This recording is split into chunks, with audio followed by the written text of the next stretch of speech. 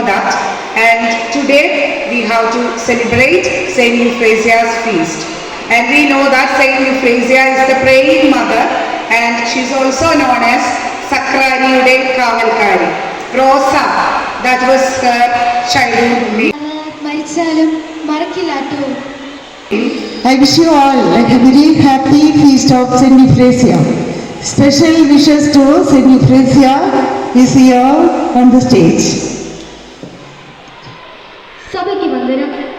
വന്ദനായ ഗുരുബോധനെ, എൻ്റെ പ്രിയ കൂട്ടുകാരെ, ആത്മീയതയുടെ ഉന്നത കൊടുമുടി നിന്നുകൊണ്ട് ദൈവത്തിൻ്റെ അക്ഷയമായ കാരുണ്യത്തിൻ്റെയും അചഞ്ചലമായ വിശ്വസ്തതയുടെയും അത്യുദാരമായ സ്നേഹത്തിൻ്റെയും കരങ്ങളിൽ സംവഹിക്കപ്പെട്ട വിശുദ്ധയാണ് വിശുദ്ധ എവുപ്രാസ്യ.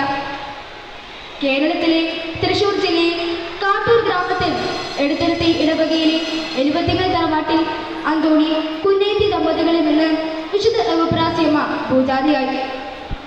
റോസ എന്നായിരുന്നു അമ്മയുടെ വിളിപ്പേര്.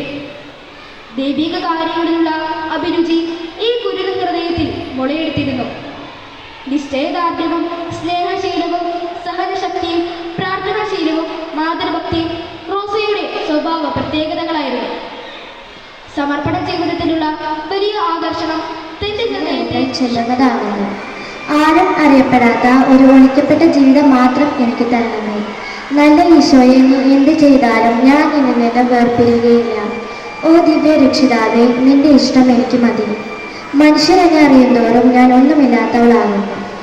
കർത്താവിനെ പ്രതി പാടുപെടുന്നതിൽ പരം ഭാഗ്യം എന്തുണ്ട്? ദൈവം കഴിഞ്ഞാൽ എൻ്റെ സർവ്വ ആശ്വാസവും ശരണവും പരിശുദ്ധ അമ്മയാണ്.